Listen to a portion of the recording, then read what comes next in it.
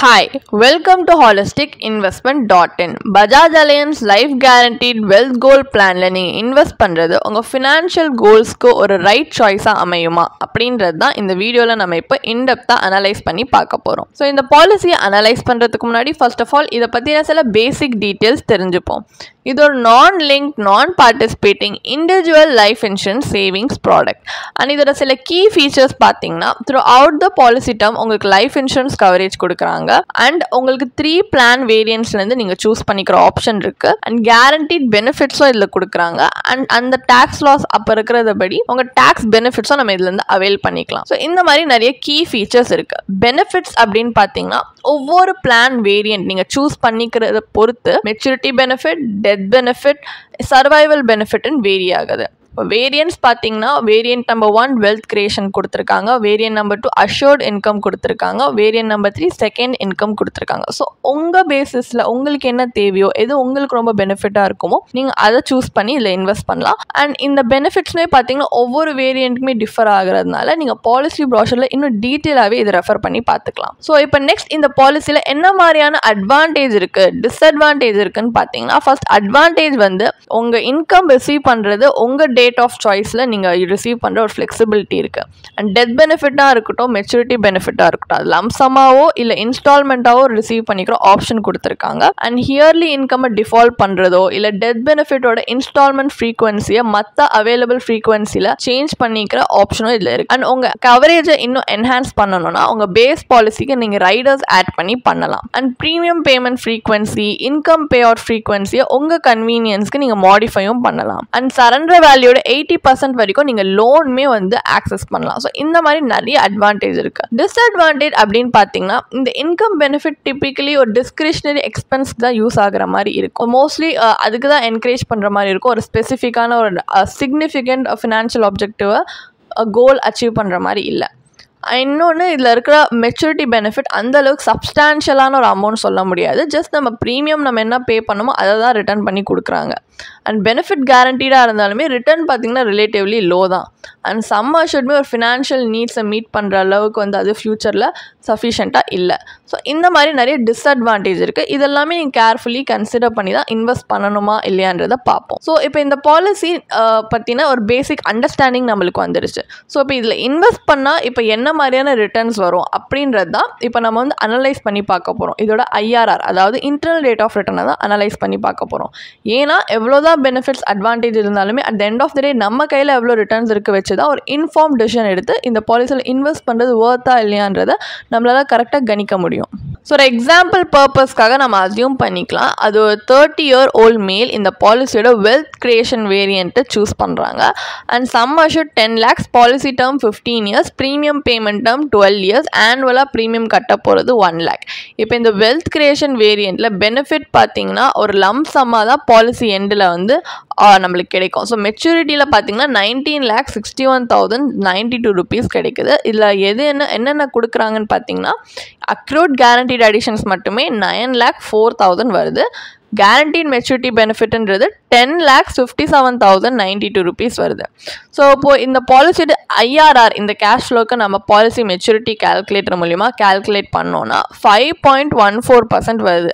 இந்த வேரியன்ட் பார்த்தீங்கன்னா உங்களுக்கு ரெகுலர் இன்கம் அதாவது சர்வைவல் பெனிஃபிட்ஸை ப்ரொவைட் பண்ணலை இந்த வேரியண்ட்டில். பட் IRR பார்த்தீங்கன்னா அப்போவும் லோ தான். அண்ட் ஒரு லம்சம் மெச்சூரிட்டி பெனிஃபிட்டாக இது பார்க்கும்போது ஒரு லாங் டேர்ம் இன்வெஸ்டருக்கு இது அந்த அளவுக்கு அட்ராக்டிவான ஆப்ஷன் சொல்ல முடியாது. அப்போனா இதுதான் வந்து கொஞ்சம் சர்வைவல் பெனிஃபிட் இருக்கிற ஒரு ரெகுலர் இன்கம் இருக்கிற பாலிசி பார்த்தீங்கன்னா மோஸ்ட்லி அவங்க ரெகுலர் இன்கம் வித்ட்ரா பண்ணி கொடுத்துட்டே இருக்கிறதுனால அந்த காம்பவுண்டிங் எஃபெக்ட்ன்றது அந்த இன்வெஸ்ட்மெண்ட்டில் டிஸ்டர்ப்ட் ஆகும். பட் இதில் அது கிடையாது. அப்படி இருந்துமே இதில் IRR கம்மியாக இருக்குன்னா மற்ற பிளான் வேரியண்ட்டில் இன்னும் கம்மியாக இருக்கிற மாதிரி தான் நம்மளுக்கு காட்டுது. ஏன்னா அடிஷ்னல் கேஷ் ஃப்ளோ ஃப்ளெக்சிபிலிட்டி பார்த்தீங்கன்னா இன்னும் கம்மியாக இருக்க நிறைய சான்ஸ் இருக்குது. ஸோ இந்த லோ ரிட்டர்ன்ஸ்லாம் வச்சு பார்த்தோன்னா இது long term financial goals achieve பண்ணுறதுக்கு அந்த அளவுக்கு அப்பீலிங்கான ஆப்ஷன் அப்படின்னு சொல்ல முடியாது. ஸோ இப்போ இந்த பாலிசி நம்ம நினச்ச மாதிரி ஒரு டிசைரபிள் அவுட்கம் கொடுக்காததுனால இப்போ நெக்ஸ்ட் நம்ம ஒரு கம்பேரிட்டிவ் அனலைசிஸ் பண்ண போகிறோம். இந்த பாலிசியோட ரிட்டர்ன்ஸை மற்ற இன்வெஸ்ட்மெண்ட் ஆப்ஷனோட கம்பேர் பண்ணி பார்க்க போகிறோம். அதாவது இப்போ ஒரு டிஃப்ரெண்ட் அப்ரோச் வச்சு இது ஒரு இன்வெஸ்ட்மெண்ட் கம் இன்சூரன்ஸ் பாலிசி இல்லையா,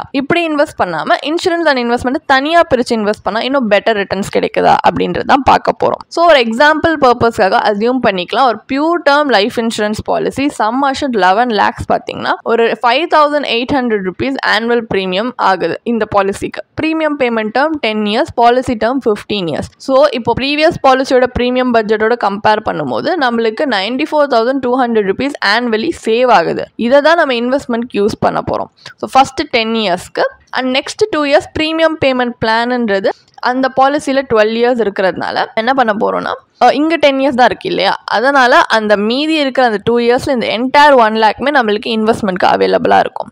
ஸோ இன்வெஸ்ட்மெண்ட் பார்த்தீங்கன்னா நீங்கள் வந்து உங்கள் ரிஸ்க் ப்ரொஃபைல் பேஸ் பண்ணி சூஸ் பண்ணலாம். ஸோ இன்வெஸ்ட்மெண்ட் பார்த்தீங்கன்னா உங்கள் ரிஸ்க் ப்ரொஃபைல் பேஸ் பண்ணி நீங்கள் சூஸ் பண்ணலாம். ஹை ரிஸ்க் இன்வெஸ்டராக இருந்தீங்கன்னா ஈக்விட்டி இன்ஸ்ட்ருமெண்ட் சூஸ் பண்ணலாம். லோ ரிஸ்க் இன்வெஸ்டராக இருந்தீங்கன்னா டெப்ட் இன்ஸ்ட்ருமெண்ட் சூஸ் பண்ணலாம்.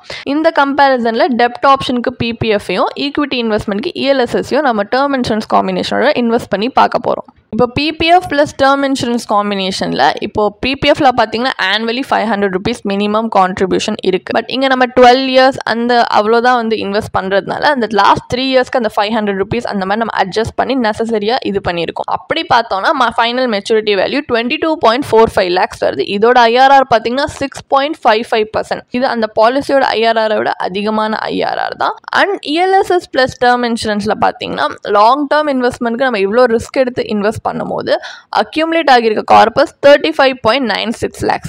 இதில் கேபிட்டல் கெயின்ஸ் டேக்ஸ் நீங்கள் அக்கௌண்ட் பண்ணாலுமே போஸ்ட் டேக்ஸ் வேல்யூ 33.05 lakhs வருது. கிட்டத்தட்ட ஒரு டபுள் த டிஃபரன்ஸ் தான். ஸோ இதோட போஸ்ட் டேக்ஸ் ஐஆர்ஆர் பார்த்தீங்கன்னா 10.56%. ஸோ இந்த ஆல்டர்னேட்டிவ் அப்ரோச்சில் உங்களுக்கு ஹை ரிட்டர்ன்ஸ் மட்டும் இல்லை, உங்கள் விட்ராவல்ஸை உங்களுக்கு ஏற்ற மாதிரி அட்ஜஸ்ட் பண்ணிக்கிற கிரேட் ஃப்ளெக்சிபிலிட்டியும் இருக்குது. ஸோ ஒரு கான்ட்ராஸ்டாக பார்த்தோன்னா Bajaj Allianz life guaranteed wealth goal plan ரிட்டர்ன்ஸில் இருக்கட்டும் இல்லை விட்ராவல் ஃப்ளெக்சிபிலிட்டி இருக்கும், ரெண்டுத்துலையுமே அந்த அளவுக்கு ஒரு எஃபிஷியண்டாக நம்மளுக்கு ஒரு ரிசல்ட் கொடுக்கல. ஸோ லாங் டேர்ம் வெல்த் அக்யூமுலேஷனுக்கு இது எஃபெக்டிவாக இருக்குமான்னு சொல்கிறது டவுட்ஃபுல் தான். ஸோ இப்போ ஃபைனல் வேர்டிக் தான் என்ன இந்த அனலைசிஸில் Bajaj Allianz life guaranteed wealth goal பிளானில் இன்வெஸ்ட் பண்ணுறது ஒர்த்தா இல்லையான்னு பார்த்தீங்கன்னா இந்த பாலிசி டிசைன் பண்ணியிருக்கிறதே நம்மளுக்கு ரெகுலர் இன்கம் கொடுக்கறதுக்கும் நம்ம ஃபினான்ஷியல் நீட்ஸ் அட்ரஸ் பண்ணுற மாதிரி மெச்சூரிட்டி பெனிஃபிட்ஸ் கொடுக்கறதுக்கு தான். அண்ட் பிளான் வேரியன்ட்மே நம்ம டிசைர்ட் கேஷ் ஃப்ளோக்கு பேஸ் பண்ணி சூஸ் பண்ணிக்கிற ஃப்ளெக்சிபிலிட்டி இருக்குது. ஆனால் இந்த பிளான் பார்த்தீங்கன்னா ரிலேட்டிவ்லி லோ ரிட்டர்ன்ஸ் கொடுக்குறாங்க. ஸோ ஒரு அப்பீலிங்கான ஒரு இன்வெஸ்ட்மெண்ட் ஆப்ஷன் அப்படின்னு சொல்ல முடியாது. அண்ட் ஒரு ஃபேமிலியோட ஃபினான்ஷியல் நீட்ஸ் ஃபியூச்சரில் ஏதாவது ஒரு எமர்ஜென்சி ஏதாவது நடக்குது, நம்ம நினச்சி பார்க்காத மாதிரி ஏதாவது நடக்குது உங்கள் ஆப்சன்ஸில் அப்படின்னா அந்த டைம் அந்த சம் அஷூர்ட் வந்து அவங்களோட ஃபினான்ஷியல் நீட்ஸை கவர் பண்ணுறதுக்கு சஃபிஷியண்ட்டாக இல்லை. ஸோ இன்சூரன்ஸ் காம்போனன்ட் இருக்கட்டும் இன்வெஸ்ட்மெண்ட் காம்போனன்ட் இருக்கட்டும் ரெண்டுமே ஒரு சிக்னிஃபிகண்ட் பெனிஃபிட் இந்த இன்வெஸ்டருக்கு எதுவும் கொடுக்கல. ஸோ உங்கள் இன்வெஸ்ட்மெண்ட் போர்ட்ஃபோலியோக்கு இது ஒரு அன்சூட்டபிள் அப்படின்னு தான் சொல்லலாம். அண்ட் இதில் ஹை ஏஜென்ட் கமிஷனும் இருக்குது. ஸோ இதில் இன்வெஸ்ட் பண்ணுறது நீங்கள் கண்டிப்பாக தவிர்க்கலாம். உங்களுக்கு ரெகுலராக இன்கம் வரணும் அப்படின்னு நினச்சிங்கன்னா எந்த ரிஸ்க் டாலரன்ஸ் உங்கள் ரிஸ்க் டாலரன்ஸ்க்கு ஏற்ற மாதிரி இருக்கிற இன்வெஸ்ட்மெண்ட் ப்ராடக்ட்ஸோட நீங்கள் வந்து கார்பஸ் பில்ட் பண்ணுறதை கன்சிடர் பண்ணலாம். ஏன்னா இந்த ஸ்ட்ராட்டஜியில் உங்களுக்கு பெட்டர் லிக்விடிட்டி அண்ட் ஹையர் ரிட்டர்ன்ஸும் கிடைக்கும். ஏன்னா உங்களுக்கு ஏற்ற மாதிரி நீங்கள் கஸ்டமைஸ் பண்ணுறீங்க. அண்ட் இந்த இன்வெஸ்ட்மெண்ட் ஸ்ட்ராட்டஜியோட சைமல்டேனியஸ்லி ஒரு அடிக்குவேட்டான லைஃப் இன்சூரன்ஸ் கவரேஜும் வச்சுக்கிட்டிங்கன்னா உங்கள் ஃபேமிலியோட ஃபியூச்சர் தான் இன்னும் சேஃப் கார்டு ஆகும். இப்போ லைஃப் இன்சூரன்ஸ் சொல்லும் போது ஒரு பியூர் டேர்ம் லைஃப் இன்சூரன்ஸ் பாலிசியில் நீங்கள் ஹை கவரேஜ் கூட லோ அஃபோர்டபுள் ப்ரீமியம்லேயே சூஸ் பண்ணலாம். நீங்கள் இந்த மாதிரி பண்ணுறது உங்களுக்கு டபுள் பெனிஃபிட்டாக தான் இருக்கும் லாங் டேர்மில். உங்களுக்கு இந்த பாலிசியை பற்றி இன்னும் படிக்க விரும்புகிறீங்கன்னா இதுக்கான ஒரு பிளாக் போஸ்ட் எங்கள் வெப்சைட்டில் நாங்கள் போஸ்ட் பண்ணியிருக்கோம். அதுக்கான லிங்க் டிஸ்கிரிப்ஷனில் கொடுத்துருக்கோம். கண்டிப்பாக போய் செக் பண்ணுங்கள்.